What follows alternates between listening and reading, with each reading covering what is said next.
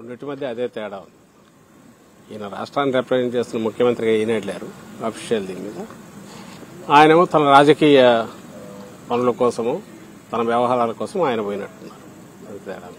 బీజేపీకి టీడీపీకి పొత్తు అని చర్చ జరుగుతుంది. ముగ్గురు కలుస్తారు, మళ్ళీ జనసేన టీడీపీ బీజేపీ అనేది విస్తృతంగా ప్రచారం జరుగుతుంది. ఈ ఈక్వేషన్స్ ఎలా చూస్తాం?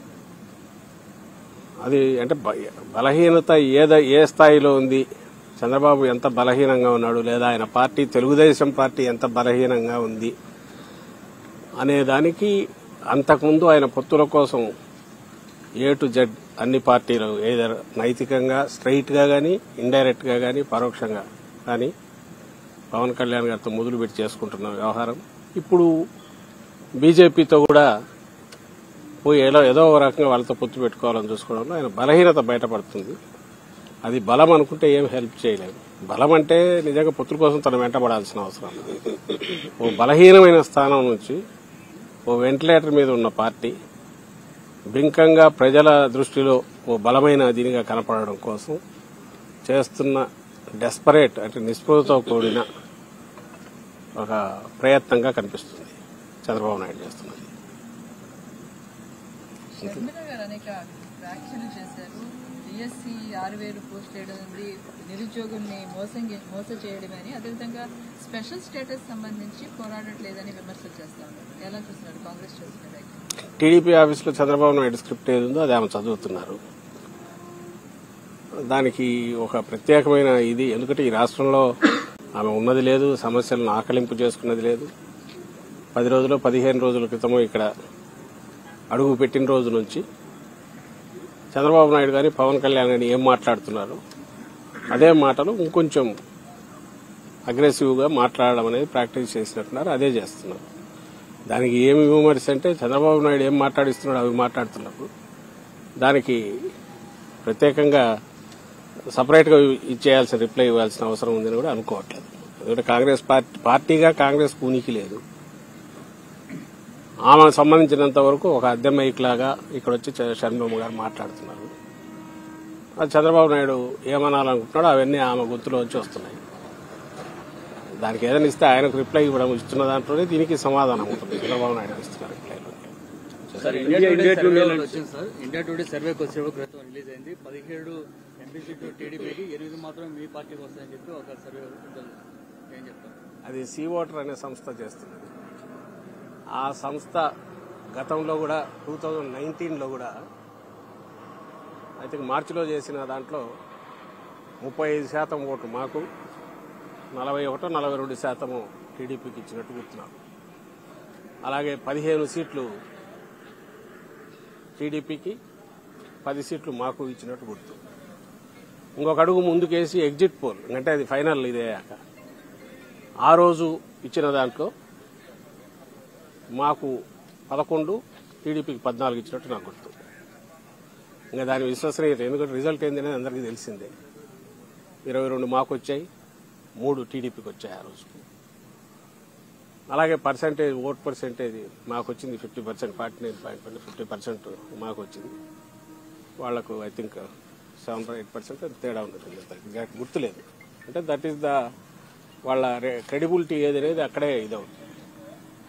రెండవది, అలాగంటే మీరు అనొచ్చు మరి మిగిలిన సర్వేలు మీకు అనుకూలంగా ఉంటే ఇదవుతున్నారు. అల్టిమేట్ గా ఎంత కాన్ఫిడెంట్ గా మేము మూవ్ అవుతున్నాము, జగన్మోహన్ రెడ్డి గారు మూవ్ అవుతున్నారు, ఎంత డెస్పరేట్ గా చంద్రబాబు నాయుడు లేదా టీడీపీ మూవ్ అవుతుంది, అందరినీ కలిపి కట్టుకొని ఈ పక్క నుంచి ఆ పక్క వరకు నేను ఇంతకుముందు డైరెక్ట్ ఇండైరెక్ట్ గా ప్రజల ముందుకు పొత్తులతో పోయి ఓ ప్రజెంట్ చేసి ఒక యూనిఫైడ్ దీని కింద 4 ఓట్లు దండుకోవాలనే ప్రయత్నం అదెట్లా చేస్తుంది. సోలోగా సింగిల్ హ్యాండెడ్ గా ఈ 5 ఏళ్లలో మేము చేసిన పనులు ఇవి అని చెప్తూ ప్రజల బ్లెస్సింగ్స్ కోరడానికి మేమంత కాన్ఫిడెంట్ గా పోతున్నాం. ఈ 2 మెయిన్ చూస్తే మీకు ఈ సర్వేలు వీటి గురించి పెద్ద పట్టించుకోవాల్సిన అవసరం ఉంటుంది నేను అనుకోను. Reality is this. Reality is only one thing. రాష్ట్ర ప్రజల ముందు చాలా లిమిటెడ్ ఆప్షన్ ఉంది. ఒకటే, జగన్మోహన్ రెడ్డి గారు కావాలన్నా, చంద్రబాబు నాయుడు గారు కావాలన్నా, నెక్స్ట్ సీఎం, వైఎస్ఆర్సీపీ కావాలన్నా, టీడీపీ కావాలన్నా. 14-19 మధ్య టీడీపీ పాలన చూశారు. చంద్రబాబు నాయుడు గారి పాలన చూశారు. 19-24 మధ్య అంటే ఇప్పటికీ జగన్మోహన్ రెడ్డి గారి పాలన, వైఎస్ఆర్సీపీ పాలన చూస్తున్నారు. వాళ్ళు బేరీజ్ వేసుకోగలరు, ఇవ్వగలరు. మనం పైన ఎంత డస్ట్ దుమ్ము లేపినా, ఎన్ని పొరలు గమ్మినా ఆఖరికి రియాలిటీ అది. దాన్ని దృష్టిలో పెట్టుకుని ప్రజలు రేపు వ్యవహరిస్తారని, ఓటు వేస్తారని, చేసిన పనులే మాకు ఆ బ్లెస్సింగ్స్ ఇప్పిస్తాయని మా నమ్మకం.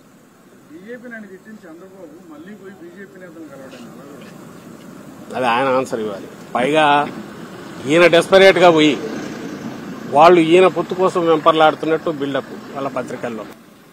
వీళ్ళు పెద్ద ఇష్టపడట్లేదు పాపం, వాళ్లకు భాష రాక కాబట్టి ఢిల్లీలో అమిత్ షాకు వాళ్ళకి అర్థం కాదేమో. ఇక్కడ ఆ పార్టీ బీజేపీ పార్టీ నాయకులకు గొంతు లేదో, లేదా గొంతు అంతా అద్దెమైకులు అంటే చంద్రబాబు మనుషుల చేతిలోనే ఉన్నందువల్ల వాళ్ళు ఏమనలేకపోతున్నారు. కానీ పాపం ఇంత బతికిన బీజేపీకి ఎంత అవమానం అనిపిస్తుంది. నిన్న ఈరోజు పత్రికల్లో చూస్తే వాళ్ళు వెంబడి పడితే చంద్రబాబు పోయినట్టుంది, కానీ యాక్చువల్ సీన్ రివర్స్ ఉంది. మీరు గమనించి ఉంటారు. ఆయన హడావుడిగా పోయినాడు, అక్కడే ఉన్నట్టున్నాడుగా, ఎవరెవరితో మంతనాలు జరుపుతున్నాడు. సరే, ఆ వ్యవహారాలు ఎట్లా పోతే మేమనేది మాకు కనపడుతున్నది ఒక్కటే. ఆయన ఏది పెట్టుకున్నా ఆఖరికి వచ్చేసరికి ఫ్రంట్ ఫేస్ చంద్రబాబు నాయుడుతో కనపడుతుంటాడు. రేపు ముఖ్యమంత్రిగా ఈయన వస్తే ఎట్లుంటుంది అనేది గతంలోనే వరుసగా జరిగిన అనుభవాలు ఉన్నాయి కాబట్టి ప్రజల ముందు ఆ పప్పులు ఉడకవని మేము భావిస్తున్నాం. సార్, తెలంగాణలో కాంగ్రెస్ పార్టీ కూలిపోతున్నారు. మన రాజ్యసభలో విజయసాయిరెడ్డి వ్యాఖ్యల్ని అక్కడ కొంతమంది కేసులో పెడుతున్నారు. కేసీఆర్ కి జగన్ ఉన్న అంతర బంధం బయటపడుతుందనే ఒక కామెంట్ ఆ పార్టీ. దానికి దీనికి ఏం సంబంధం? కాంగ్రెస్ పార్టీ దానికి ఉన్న స్థానం ఎంతో దానికి ఏదో ఆయన చెప్పే ప్రయత్నం చేశారు. దాంట్లో వాళ్ళు ఎక్కడ పెట్టినా వాళ్ళ బతుకంతా కూడా ఎంతసేపు డివైడ్ అండ్ రూల్లో ఉంటుంది, లేదా అక్కడ కాకపోతే ఇంకో దగ్గర ఇక్కడ వచ్చి వాళ్ళు చేస్తుంటారు. ఇవన్నీ చూశాక వచ్చిన రియాక్షన్ అది. దాని మీద వాళ్ళు ఏదో రియాక్ట్ దాని గురించి కావాల్సిన విషయం. తెలంగాణకు సంబంధించినంత వరకు అది ఇంతకుముందు టీఆర్ఎస్ ఉన్నా, ఇప్పుడు ఈరోజు కాంగ్రెస్ ఉన్నా, that is irrelevant. That is relevant rather to only own extent. మనకు రిలేటెడ్ ఇంటర్ స్టేట్కి సంబంధించి ఏదైనా వస్తే అఫీషియల్గా డీల్ చేస్తాం. అంతకుమించి ఆ స్టేట్ వ్యవహారాలు ఏ స్టేట్, ఈ స్టేట్ వ్యవహారాలు ఈ స్టేట్. పార్టీల పరంగా పొలిటికల్గా అంటే కాంగ్రెస్ స్టైల్ ఆఫ్ ఫంక్షనింగ్ అనే కల్చర్ కానీ, దాంట్లో నుంచి వాళ్ళ వేధింపులు, వాళ్ళ హెరాస్మెంట్, వాళ్ళ కక్ష సాధింపు, వాళ్ళు చేసిన వీటన్నిటి వల్ల వచ్చిన రాజకీయ పార్టీగా ఆ అనుభవాలు మాకు ఎప్పుడు ఉంటాయి. ఆ చేదు అనుభవం, వాళ్ళు ఇచ్చిన చేదు అనుభవం. మా నాయకుడిని అక్రమ కేసుల్లో అన్నాళ్ళు జైల్లో పెట్టడం కానీ, పవర్ కోసం ఏ లెవెల్కైనా ఎదిపోవడం కానీ, ఈ ఇండియాలో మొదలైన harassment to the worst level తీసుకుపోయిన ఇది కానీ ఆ పార్టీ కాంగ్రెస్ పార్టీకి ఉంది. దాని ఫలితం కూడా వాళ్ళు అనుభవిస్తున్నారు. ఈరోజు జీరో అయింది కాబట్టి దాని గురించి పెద్ద మాట్లాడుకోవాల్సిన అవసరం లేదు. కానీ ఎవరైనా కామెంట్ చేస్తే ఇగో ఈ అనుభవాల వల్ల వీటి వల్ల దాని మీద కామెంట్ చేసిండొచ్చు.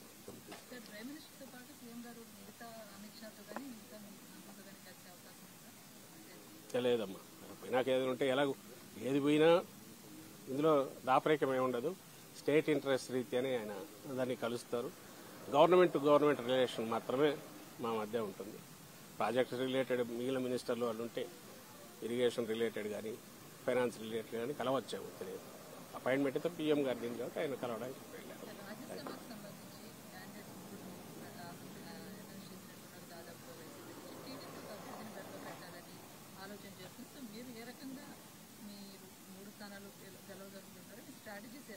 ఏముందమ్మా వాళ్ళకి అసలు వాళ్ళకున్నది ఎఫెక్టివ్ 19 అనుకుంటా. ఒకవేళ మా 18 గంటాది అయిపోయి 18 ఒక నలుగురు మా దగ్గర నుంచి వాళ్ళు పోయిన ఇప్పుడు డిస్క్వాలిఫికేషన్ ఇది ఫేస్ చేస్తున్న నలుగురు ఉన్నారు. ఓన్లీ అది తీసుకున్నా 18+4 అంటే 22. వాళ్ళకంగా 20 దాకా కావాలేమో నాకు తెలిసి. రఫ్గా పూర్తి ఫాలో కాలే. కానీ అసలు ఎక్కడి నుంచి వస్తారు వాళ్ళు? అసలు ఆలోచన చేయడమే అనైతికం.